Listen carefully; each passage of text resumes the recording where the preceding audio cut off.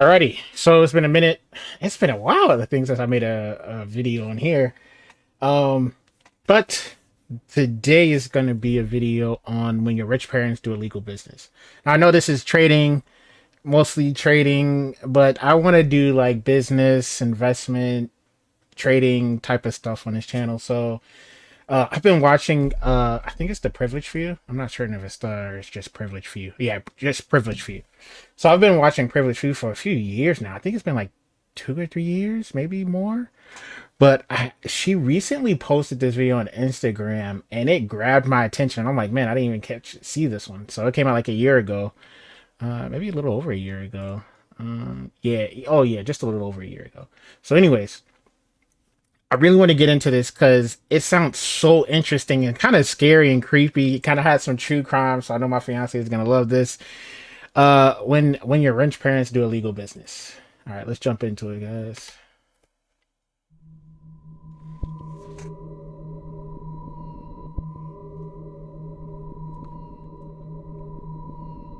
The itsy bitsy spider went up the water spout.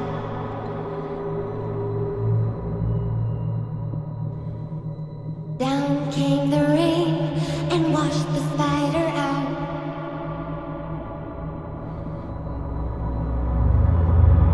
Up came the sun and dried up all the rain.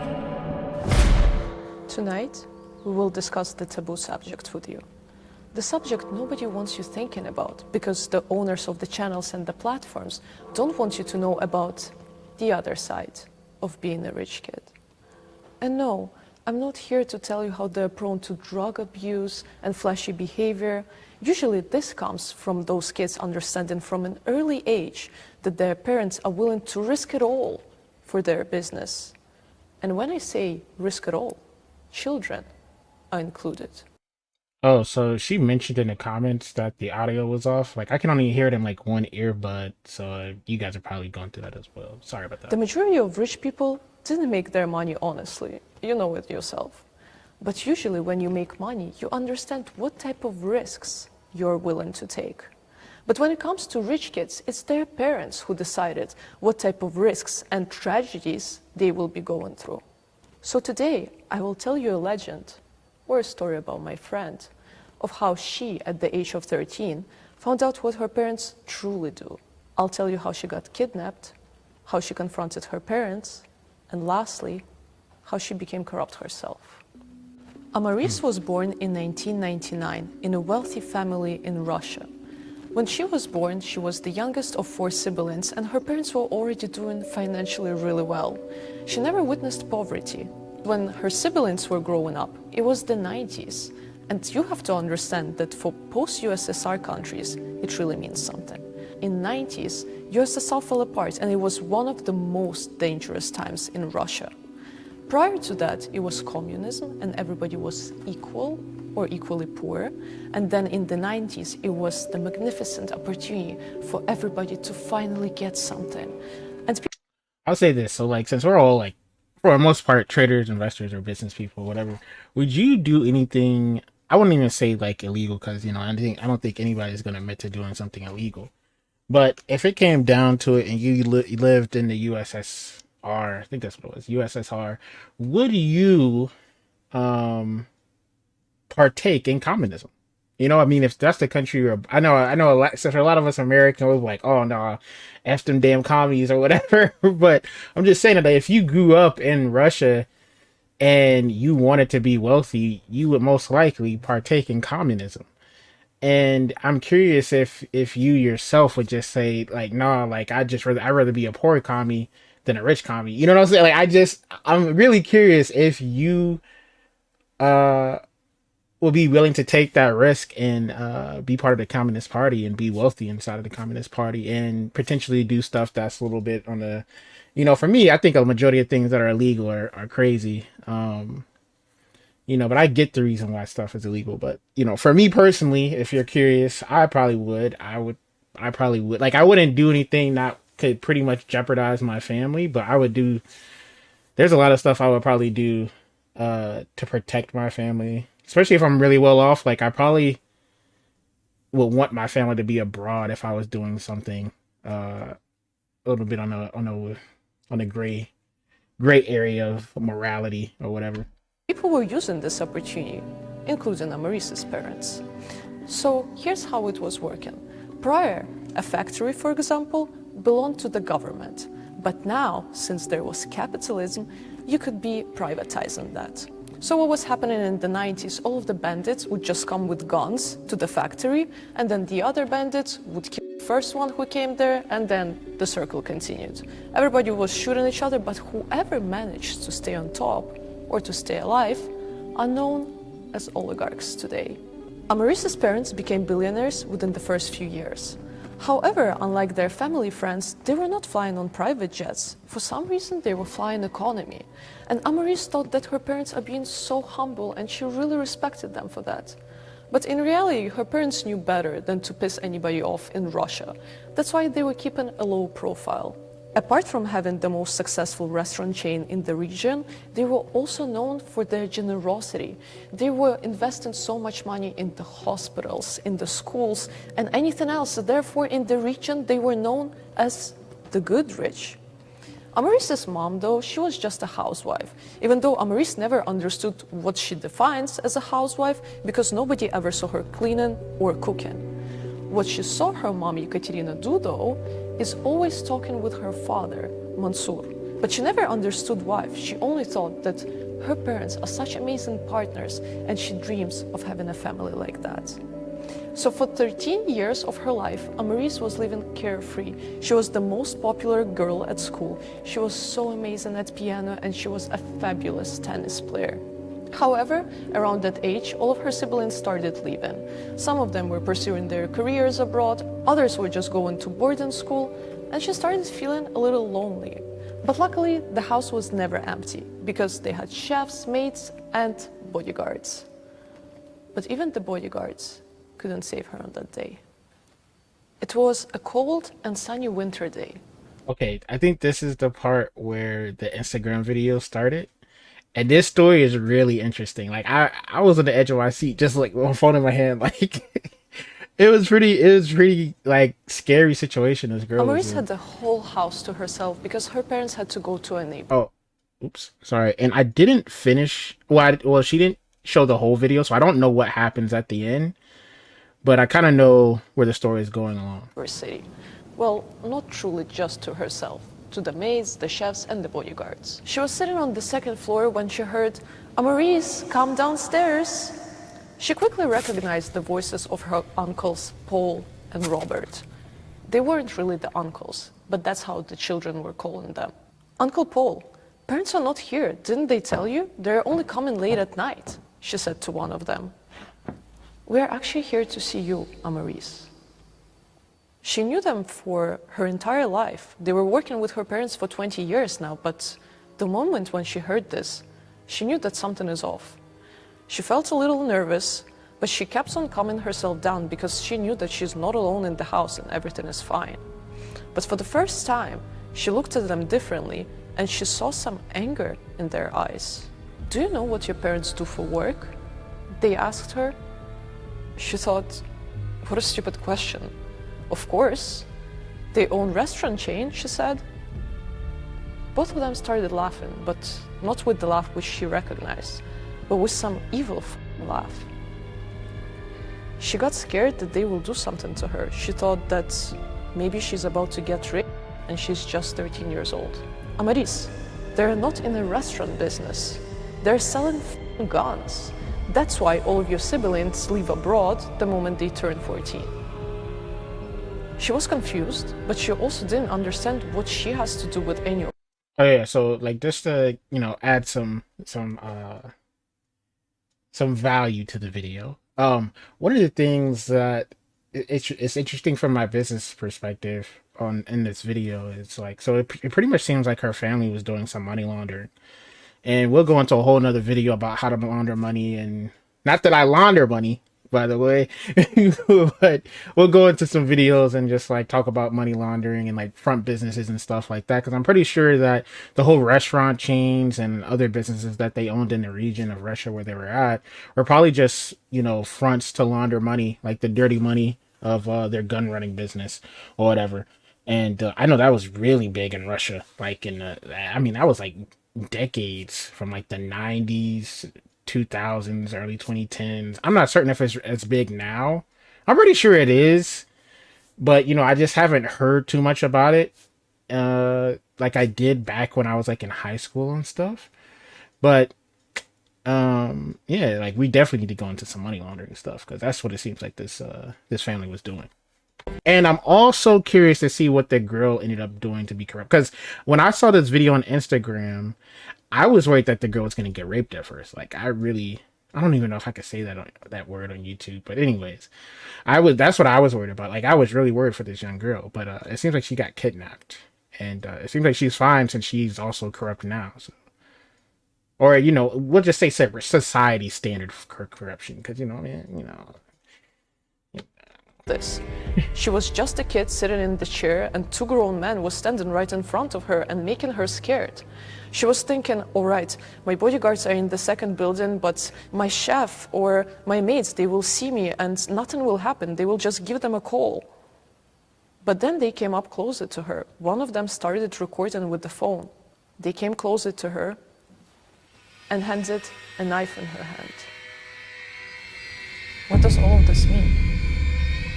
They said, Maurice, your parents have been fucking up lately, and we need to send them the reminder.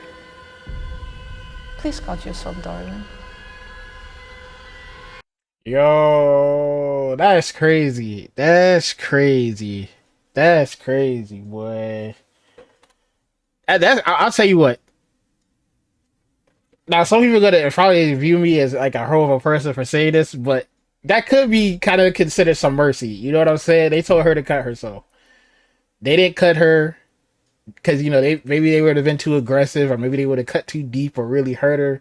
And it was like, hey, just cut yourself. You know what I'm saying? Like, I know mentally that's crazy for me to think about it that way, but I'll just say that, like, that's a tough situation for a 13-year-old girl to be put in. I will say that. But at least they didn't, like, you know, sexually abuse her. I will say, like, that's a positive. But you know, I'm just saying, like, for them to say cut yourself, like, she could have just did like a little slit, you know what I'm saying? Just a little, like, you know, just a little band-aid, you know, a little alcohol, a little band-aid, a little bandage, a little gauze, maybe, you know what I'm saying? Like, nothing serious.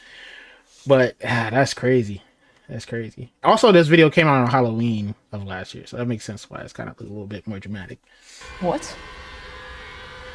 Just do it and say, Mom, this is happening because of you. Oh, stop. It was the mom. She did what she was told, and they left. As she was looking around the house and seeing so much blood, she didn't understand how this could be possible in a house full of people, but she didn't have time to think. So she started running to her bodyguards. As she ran outside, all right, I'm curious if they got the bodyguards. the snow turned red because there was so much blood. She just remembers how she opened the door and screamed something at the bodyguards, and the next thing she knows, they were driving her to the hospital. Oh, okay, so they didn't kill the bodyguards. I was thinking that maybe they took out the whole, you know, staff. Like the maids, the bodyguard. But to be honest with you, like, I know it's gonna sound crazy, but it doesn't seem like they were horrible people, but, you know, they just had to make an example. And I'm not saying that that's good, especially to put a child through something like that, but it doesn't seem like they were like cold-blooded killers, you know what I'm saying, to where they like kidnapped her and killed her or tortured her or whatever, or did something to the family or anything to the staff or anything like that. Because, you know, just from my perspective, I would feel horrible if they, like, you know, let's just say that I'm an oligarch or whatever, or, you know, just a wealthy person, I have staff, and then because of a business dealing or something that I did, like, if my staff got killed, I would feel so horrible. And, you know, I know they're not like family or, you know, like friends or whatever, but like, you know, I consider almost everybody, you know, to be my friend. You know, my fiance hates that I'm like that, but, you know, I consider everybody to be friends or like potential friends or like family and stuff like that. So I would feel horrible. Like, of course, my daughter or my child or relative getting hurt, but then even if the staff got hurt, I would feel horrible. But thankfully, the girl's fine and the staff's fine and everything. But what she definitely remembered is when one of the bodyguards was carrying her to the hospital, a young nurse saw her and she started screaming, "Suicide attempt! A young girl has tried to commit suicide! Take her to room 66 immediately!" Amaris barely had any powers left in her, but she was saying, "No, no, that's not." But her bodyguard stopped her. He said, "Amaris, stay quiet. Don't say Oh, dang. So the bodyguards are in on it. anything. Once your parents will be here, you will make this decision together." As some time passed by, Okay, maybe the bodyguards weren't in on it. Maybe the bodyguards knew better. You know what I'm saying? Because that could have just been a whole nother situation if you getting other people involved. So, maybe the bodyguard wasn't part of the uncle's group or whatever. she was sitting in her car with the stitches in her hand, and she And then sometimes I do this and I feel like maybe I'm doing it wrong. You know what I mean? So if I'm doing it wrong, tell me in the comments. saw that her mom's I car appreciate it. I appreciate the interaction. was approaching. Ekaterina opened the back of the car and sat at the back seat with Amaris. "Leave," she told the bodyguard and the driver. They were sitting together in the car, which still smelled like blood, even though the driver tried to clean it. Amaris looked at her mom for the first time very differently. She didn't feel that warmth. She didn't feel that kindness from the woman who was always smiling. Now, everything has become clear to her. Her mom runs the business, and dad launders it. Why do you See, I told you money laundering. So okay, so that makes sense. So the mom probably runs the gun operation, and then the dad's laundering it through like the restaurants and all that other businesses and stuff they said they had. do that? She asked her mom. I don't know. At let first, me- why do you do that? Runs the business, and dad launders it. Why do you do that? She asked her mom. I don't know. At first, I was convincing myself that I'm doing it for my children, to make sure that they have the opportunities which I've never had before. But then I realized I was lying to myself. I just like doing this, and you will not understand until you will have to do it yourself. And also, I hope you understand that you shouldn't tell this to your siblings, right? Because if they don't know, they're safe. But what do I have to tell them? They will see my hand. I know, her mom responded. That's it, man. Like I'm not gonna lie, man. This girl be picking some good music and having like some really good stuff with her video vibes, man. But cause that song sounds dope. I'm gonna have to Shazam that after this video. But that is crazy. Like, um, to put a 13-year-old girl, like even a 13-year-old boy would be a little bit like of a situation. But when you're a 13-year-old boy, you're like, oh hell yeah. You know what I'm saying? Like, but a 13-year-old girl who's kind of been like sheltered and all that stuff, she's like this is very dramatic. But I know if my dad told me some stuff like that, I'm like, oh yeah, hell yeah, like sign me up. You know what I'm saying? Like, oh man, I'd probably be a little shit, man. You've been so lonely lately, right? It's not easy to be the youngest. But I don't want anybody to think that I've tried to commit suicide, especially my siblings. Ekaterina just said, they won't judge you. And Amaris indeed didn't tell anybody about what happened. Over the next 4 years, everybody just pretended that nothing has happened, and it became a taboo subject in her family. For the next 4 years, she was going absolutely insane, spending as much money as she could. And when her siblings were visiting her, they were lecturing the Oh yeah, like let me also say this, like I'm not justifying like, having illegal businesses or anything like that, or like trying to say that like I want to do something illegal. Because that's definitely like I never want to go to jail. I never want to unlock that achievement, If you play Xbox or PlayStation, you know about unlocking achievements or whatever. So anyways, I never want to go through some situations like that. But I mean, when you think about stuff like when you're a 13-year-old kid, you think a lot of that stuff's cool. But anyways, I just want to clarify that, people commenting being like, oh man, this guy is evil or, something crazy. parents that she has become so spoiled. She, at the same time, was so envious of her siblings who had the luxury of keep on spending this money without understanding where it's actually coming from. But Amaris was no longer okay with the fake humble behavior of her parents because she knew what price she had to pay in order to spend this money. At the age of 17, after reading too much philosophy, doing too many drugs and becoming too isolated, she came up with her own philosophy. She decided that the only way for her to truly become free is to accept her destiny of becoming the heir of her mom's business. She adapted the mentality which so many bandits have. If I'm not gonna do it, somebody else will. So why shouldn't it be me making the money? Think of the rich kids who you know. Yeah, like, so I'm curious if her dad is still laundering the money, or if she has like a boyfriend, or somebody she trusts is still laundering the money now, or maybe she's playing both parts, like she's running a gun operation and laundering the money through the business. What do they tell you when you ask them, what do your parents do? I would probably think like one of the older siblings would like take over, but they don't want the other siblings to know. Maybe I would think that maybe she's running the gun operation, and then maybe one of the siblings is running the businesses. But I know that I know I just said this, and I do that a lot. I'm sorry, but I would think that if they didn't want anybody else to know, and if the father's still laundering the money, then it's just her, running the gun operation and laundering the money. And that's tough because, you got to keep storage aligned and accounts in order and all that jazz. And then plus she's completely the fall guy for that. Like at least with the mom's operation, it could just be viewed as the dad. Oh yeah, the dad was the one running the whole thing. The dad goes to jail or whatever like that. Because I doubt the mom would, take the rap. I wouldn't let my wife take the rap just for, if I was the one laundering money and she was doing illegal stuff, I just make, hey man, it is what it is. Even though I said I don't want to go to jail, I want to let my wife go to jail. They usually just say business. But I wonder, how far would you go? And what and who would you be willing to sacrifice in order to become rich? Happy Halloween. It's a cool video. Oh, hang on. Let's see if there's anything else. All right, so I know this because it's a little foreshadowing. So she just got engaged. I wonder if that was her boyfriend or husband to be, and she sacrificed her husband. No, I'm just joking. I know. It's just for dramatic. The itsy bitsy spider went up the water spout. All right, man. Anyways, hopefully you guys enjoyed the video.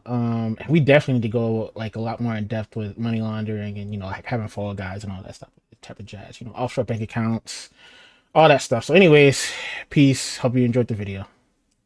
Man, even Jesus had a shooter, and God be having unbelievers that didn't mess up their demeanor. And yes, they know it's hard, they know, cause when they be up in those trenches, man, they show out. But what they do